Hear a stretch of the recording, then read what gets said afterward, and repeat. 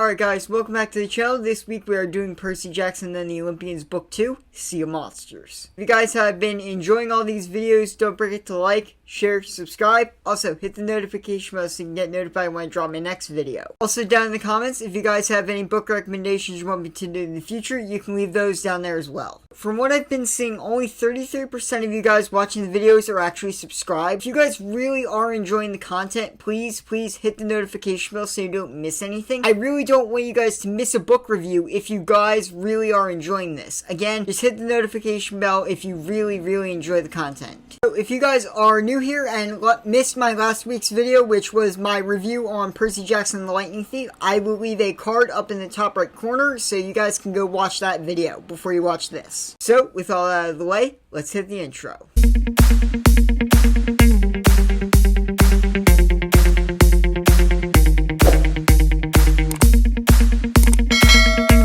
The review format is summary of the story, pros, cons, and then my final thought and ranking. So here's my review of Percy Jackson and the Olympians Book 2, Sea of Monsters.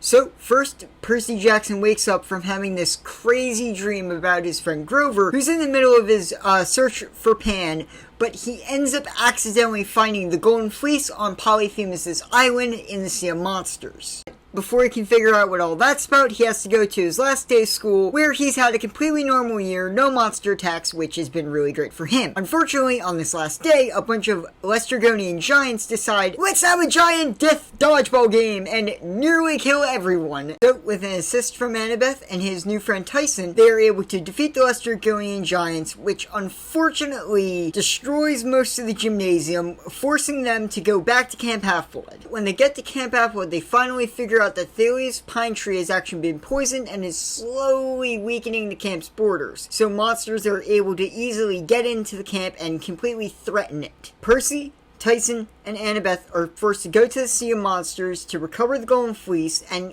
Grover at the same time before Thalia's pine tree completely dies and the camp's overrun by monsters. At the same time, Luke is also looking for the Golden Fleece to try and resurrect Cronos. So it's a classic race to see who can get the Golden Fleece first.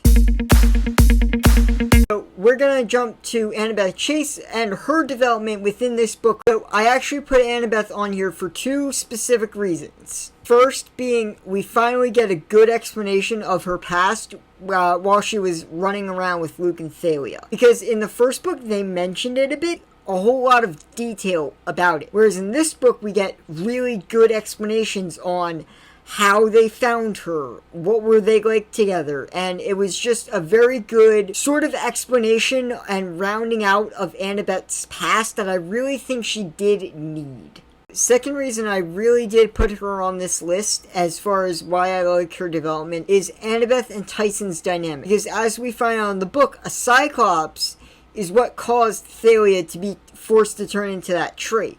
And when she meets Tyson, she freaks out and she's having flashbacks. She's really sort of not nice to Tyson, and Percy just doesn't understand until she explains about the Cyclops thing to Percy. Then he kind of starts getting it. As the book goes on, she starts to realize that she shouldn't judge Tyson on the actions of that one Cyclops that almost killed Thalia and them. Tyson is a very sweet, good-hearted character, and that Cyclops that killed Thalia wasn't. And I think she really starts breaking down the barriers and really accepts Tyson, which I think really did drive a really good development for her character. So, third pro for this list is actually the rivalry that continues between Luke and Percy. I'm a sucker for a really good rivalry between antagonists. And I think Percy and Luke really work within this book and in the series in general. Because as I've read the series, I've come to realize that Percy and Luke are just dark parallels of each other.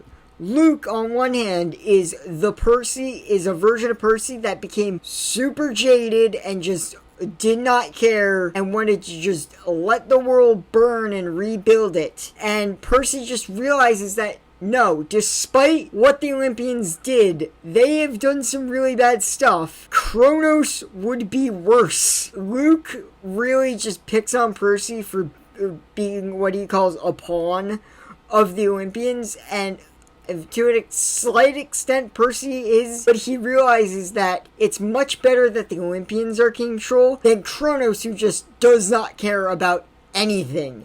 And their rivalry just is super awesome to read throughout this series. We're going to actually jump to the new character for this book, which is Tyson. So the reason Tyson's on this list is twofold. First being just how he comes off. He's such a funny, nice character. He's really just warm-hearted. It's really funny to read him sometimes. He's got some funny one-liners when he's just watching all of this go down and he just says whatever's on his mind. Some of the stuff he does say is really funny. And I appreciate Rick Riordan's able to write Tyson as a funny comic relief character, but never make him too annoying. I really do appreciate that. He's able to balance Tyson's just pure-heartedness and not make him super annoying, which I really appreciate. The second reason I really like Tyson is how Riordan is able to use Tyson as a catalyst to push Percy and Annabeth's development forward. Annabeth, Tyson is able to make her realize, like I said before, she can't judge all Cyclopes by the actions of the one that almost killed her, Luke, and Thalia. She can't just blindly judge him on that one Cyclope, because Tyson is such a pure-hearted character that he would never hurt a fly unless he absolutely had to defend either Annabeth or Percy. And he does several times.